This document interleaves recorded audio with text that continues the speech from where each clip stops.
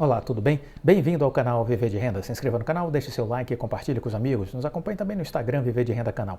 Curiosamente, os fundos de pensão nunca investiram tanto em renda fixa. Impressionante, né? Nunca investiram tanto em renda fixa os fundos de pensão. A proporção em renda variável tem caído gradativamente desde 2021 e encerrou julho deste ano com 15%. 15% é a proporção hoje dos fundos de pensão, né? Eles encerraram julho com 843,5 bilhões em investimentos de renda fixa, 843,5 bilhões. O montante representa 78,6% da carteira dos fundos. 78,6%. Né? Essa é a maior proporção em renda fixa desde 1991. É a maior proporção em renda fixa desde 1981. Quase 79%. Quase 79% do recurso dos fundos de pensão está em renda fixa, que obviamente está pagando sem risco algum entre 14% e 15% ao ano. Os fundos de pensão estão felizes com essa renda, com esse rendimento. Felizes da vida, acham excepcional.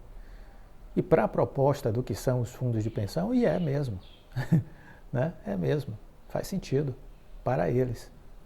Eles estão preservando o capital das pessoas que estão no fundo e ainda rentabilizando bem, 14%, 15% ao ano. Então, 78,6%, 79%, vamos arredondar, 79% de toda a carteira de fundos está em renda fixa. É a maior participação, é a maior proporção desde 1991. A maior concentração em renda fixa vai na contramão do movimento recente de maior alocação em renda variável, que foi reduzida para 14,8%, 15% do portfólio. Apenas 15%, né? 14,8%, 15% do portfólio dos fundos de pensão está alocado em renda variável. Apenas 15% está em renda variável. 79% em renda fixa versus 15% em renda variável. Vamos lembrar que em 2020 esse percentual em renda variável tinha chegado a 20,4%. 20,4%. Ainda assim, muito distante dos patamares de 1994, quando as ações chegaram a representar quase 40% da carteira dos fundos de pensão. Então, em 1994, quase 40% da carteira dos fundos de pensão estava na Bolsa de Valores, no mercado de ações. Então, houve uma regressão gigantesca, né? Isso tem muito a ver com a alta da Selic, isso tem muito a ver com uma aversão ao risco, né? Isso tem muito a ver com alguns investimentos mal sucedidos nos últimos anos, por parte de alguns desses fundos de pensão, né? Então, isso explica. Houve um movimento de diminuição da renda variável nos últimos anos por conta da volatilidade, né? E de prejuízos também, né? Os fundos de pensão acumulam nos 7 primeiros meses deste ano um déficit líquido de 53 bilhões de reais. É o maior desde 2016, quando o saldo foi negativo em 53,5 bilhões. 53,5 bilhões. Esse déficit está atrelado a fatores conjunturais. A razão foi a alta da taxa de juros, que foi de 2% para 13%. A razão foi a guerra da Ucrânia, a pandemia, que ainda apresenta efeitos na economia. Também há o clima eleitoral, que gera oscilação. São volatilidades que nós vemos aí, tanto na economia interna como externa. Disse o Luiz Ricardo Martins, diretor-presidente da Abrap. Bom, este é o cenário que a gente tem, né? E é isso que nós temos que estar analisando, né? Essa saída aí das entidades de previdência complementar, né? Dos fundos de pensão buscando aí a segurança da renda fixa. Isso não vai mudar tão cedo, isso vai continuar enquanto a renda fixa estiver nos patamares que nós estamos vendo. Essa realidade não se altera, né? Não se altera. Quem movimenta a bolsa hoje, Clóvis? Os estrangeiros. Os estrangeiros sempre tiveram uma influência muito grande na bolsa brasileira. Por isso que eu sempre digo, não via isso sendo dito em outros sites, em outros canais, é preciso acompanhar o fluxo dos estrangeiros. Aprendi isso no meu dia a dia da bolsa e vejo pouca gente falando a respeito disso. Olha, tem que ser uma prioridade. Se você quer saber o que vai acontecer, você tem que saber o que o estrangeiro está fazendo. É fundamental essa leitura. Leitura do fluxo dos estrangeiros. Temos que semanalmente estar observando isso, diariamente estar observando isso, né? Isso é muito importante. E assim, quando o estrangeiro está entrando, bolsa para cima. O estrangeiro está saindo, bolsa para baixo. E a gente tem que ficar nesse fluxo da correnteza.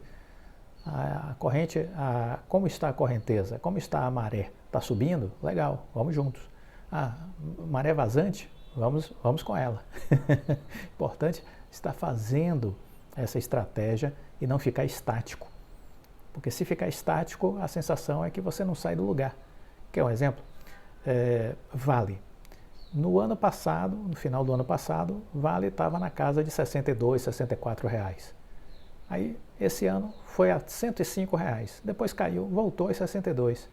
Ou seja, quem ficou seguro em Vale e não fez nada na subida e na descida, voltou para o mesmo ponto de partida. Foi lá em cima e voltou. Que sentido tem isso? Eu ganhei os dividendos, legal. Só isso. Qual a estratégia inteligente? Ter comprado o Vale aos 62, 64, quando bancos e corretoras estavam dizendo que não era para comprar, que era para vender, era a hora de comprar. Subir até os 105 e de repente começar a sair, quando fez aquele topo lá dos 105, começar a sair ali, sai paulatinamente. Então sairia nos 105, sairia nos 100, sairia nos 95, quando os bancos e corretoras estavam dizendo que era para comprar. A R$ 94, bancos e corretoras dizendo que era para comprar. E eu fiz um vídeo dizendo, olha, não é para comprar, é hora de sair.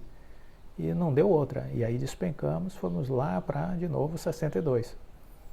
Então você compra na baixa, vende na alta, para comprar de novo na baixa. Essa é a lógica. Esse é o entendimento. É preciso raciocinar e entender esses fluxos, né? Entender esses fluxos. Se você quer melhor entender o que está acontecendo, adquira a nossa seleção de empresas, seja assinante e tenha acesso todos os meses à nossa análise de cenário, onde nós olhamos o que está acontecendo na China, na Europa, nos Estados Unidos, no Brasil. E com essas análises de cenários, a gente aponta caminhos do que pode vir a acontecer com mais probabilidade pela frente. Deste modo, você consegue se antecipar aos movimentos, fazer melhores escolhas, montar estratégias, ter melhores pontos de entrada ou de saída. Então, olha, faça urgente a seleção de empresas. Você só tem a ganhar, R$ 180. Experimente, tenha certeza que vai lhe ajudar. Muito bem, óculos de realidade virtual da Apple poderá ter leitura dos olhos para fazer login e pagamentos. Olha a novidade vinda da Apple, né? A empresa não anunciou oficialmente o equipamento, mas há rumores que indicam que ele deve ser lançado em 2023, que a Apple está desenvolvendo um óculos de realidade virtual. E algumas informações estão aí circulando nos bastidores. O site The Information declarou que o aparelho terá uma tecnologia de digitalização da íris. Com isso, será possível realizar login e até pagamentos apenas com os olhos. O equipamento seria capaz também de verificar quem está utilizando os óculos, permitindo que várias pessoas os utilizem. O funcionamento seria semelhante à tecnologia biométrica dos aparelhos da Apple, com o sensor de impressão digital e reconhecimento facial. Sem revelar identidades, o The Information citou 2 pessoas envolvidas diretamente no desenvolvimento do produto. A Apple não se manifestou, mas rumores apontam que a marca deve lançá-lo em 2023. Se confirmado o recurso, será um diferencial importantíssimo da Apple em relação aos novos óculos da Meta, do antigo Facebook. O concorrente possui câmeras que podem rastrear o movimento dos olhos, mas o sistema não é utilizado para autenticação. Em relação ao preço, há informações preliminares que os óculos da Apple vão custar cerca de $3.000, o dobro quase do que foi anunciado pela Meta. Então, $3.000. Falando ainda de Apple, o que é interessante a gente perceber, e veja que eles estão falando aí em pagamentos, né? A Apple vem avançando no setor financeiro, Ela está expandindo ainda mais a oferta de serviços financeiros aos seus clientes. Ela agora no dia 13 de outubro anunciou que está criando uma conta poupança destinada aos usuários do seu cartão de crédito. A Apple já tem um cartão de crédito e agora está criando uma conta poupança. Isso tudo em parceria com o Goldman Sachs, dos gigantes da área financeira americana, né, dos bancos. Em comunicado, a Apple informou que a sua Saving Account estará disponível nos próximos meses. A conta não terá custos e os usuários poderão também depositar o cashback quando usar o cartão de crédito da Apple, o Daily Cash. A empresa não informou quanto essa conta renderá, nem se estará disponível em outros países além dos Estados Unidos. Sempre começa pelos Estados Unidos, aí depois que eles modelam a operação, eles abrem para o resto do mundo. Mas o primeiro período aí é sempre nos Estados Unidos. No mercado americano, as contas poupança com maiores rendimentos retornam pouco mais de 2% ao ano. A criação, isso são dados da Bankrate, a criação de uma conta poupança é o mais recente movimento da Apple na área de finanças, um espaço em que a companhia começou a colocar os seus pés há 8 anos e vem desde então ampliando o leque de serviços disponíveis aos mais de 1 bilhão de proprietários de iPhone no mundo. Essa estratégia teve início com o Apple Pay, sistema de pagamentos por aproximação presente nos dispositivos da empresa. Pouco a pouco esse pacote foi sendo reforçado. Hoje a Apple conta também com um cartão de crédito em parceria com o Goldman Sachs e em junho lançou um serviço Buy Now Pay Later, que é o equivalente ao crediário. 3 meses antes, a companhia anunciou a aquisição da Credit Kudos, que é uma fintech britânica especializada em score de crédito e que atua no segmento de Open Bank. Foi comprada por $150 milhões pela Apple, reforçando mais ainda sua presença nesse segmento. A conta poupança agora vai aprofundar ainda mais a parceria da Apple com o Goldman Sachs para desenvolver sua plataforma financeira. Para o banco, as iniciativas representam uma possibilidade de expandir a atuação além do investment banking para o varejo, área em que possui uma presença tímida. Os movimentos da Apple já estão sendo sentidos no mercado bancário americano. Em junho, o CEO do JP Morgan, Jamie Dimon, destacou as iniciativas quando discutia a competição brutal que o segmento deve observar nos próximos anos. Eles, se referindo à Apple, já têm uma carteira digital e querem dar alguma experiência na jornada de crédito, disse o executivo na ocasião, segundo o Financial Times. Eles vão fazer processamento para comerciantes, vão emprestar dinheiro para comerciantes, talvez não através dos seus balanços, mas isso é o que estão fazendo e isso é um banco, disse Jamie Dimon. O investimento da Apple no segmento também representa um esforço da companhia para diversificar suas fontes de receita no terceiro TRI de 22, encerrado em 28 de junho, lá nos Estados Unidos. A lista de serviços da Apple, em que estão as iniciativas financeiras e de streaming, registrou uma receita de $20 bilhões, uma alta de 12% em relação à base anual. As vendas de produtos como iPhone e computadores totalizaram $63 bilhões. Com essas duas linhas, a Apple registrou uma receita total de $83 bilhões, um crescimento de 2%. As ações da Apple, obviamente, cada vez mais vão ter crescimento, a partir do momento que essa estrutura montada aí na área financeira comece a exponencializar, né? E veja o que o Jamie Dimon falou, né? O CEO do JP Morgan, o que eles estão fazendo é características de um banco, né? Então, estamos vendo aí já, ainda de forma informal, um banco Apple, né? Toda uma estrutura de serviços financeiros criada e mobilizada para a sua base de cliente nos Estados Unidos e no mundo. Quanto isso agrega de valor, né, no decorrer do tempo? O quanto isso impacta a empresa no decorrer do tempo? Há de se observar, há de se olhar, há de se acompanhar, né? Se você quer investir numa empresa, é fundamental que você estude. Quer investir, tem que estudar. Não tem como investir numa empresa sem estudar. Não faça isso, vai perder dinheiro.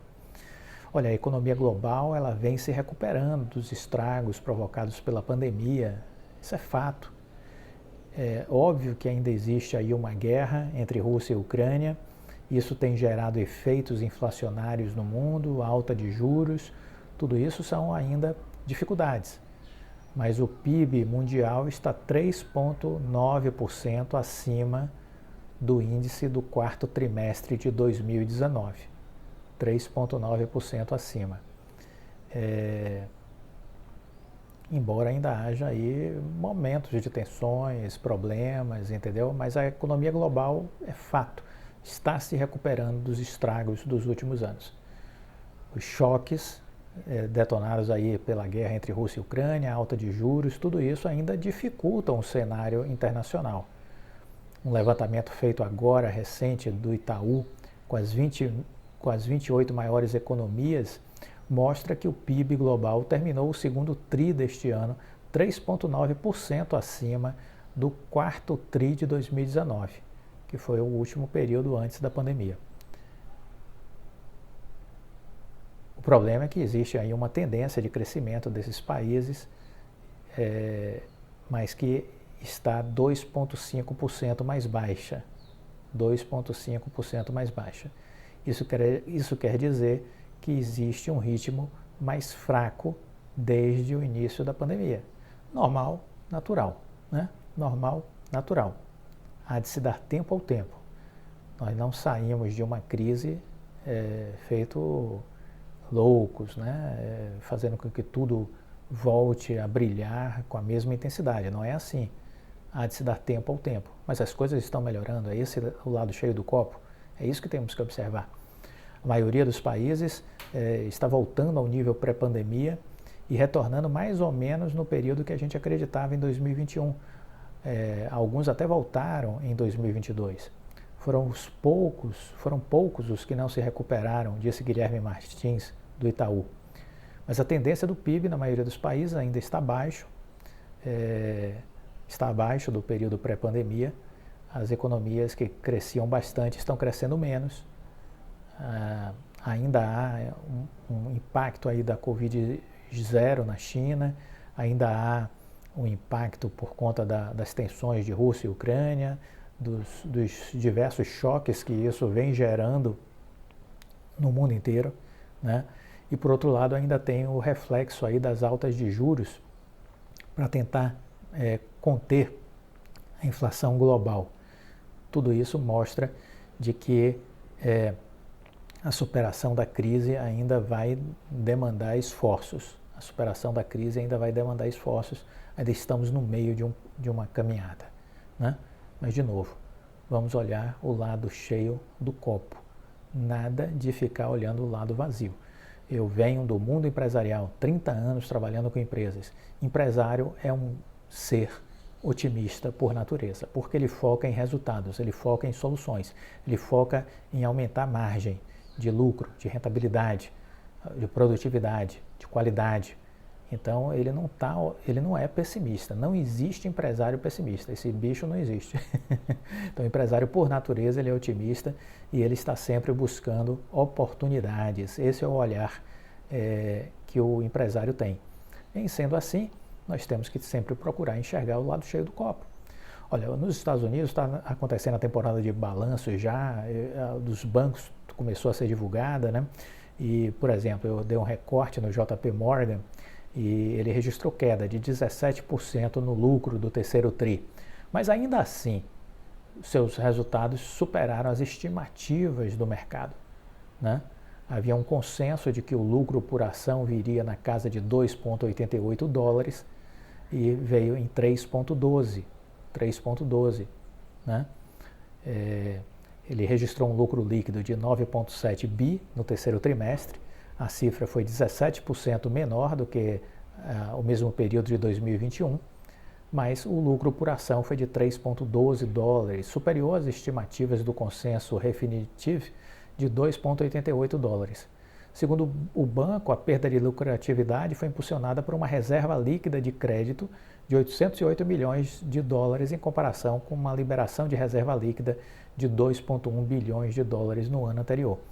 A receita somou 33,5 bilhões no terceiro TRI de dólares, né?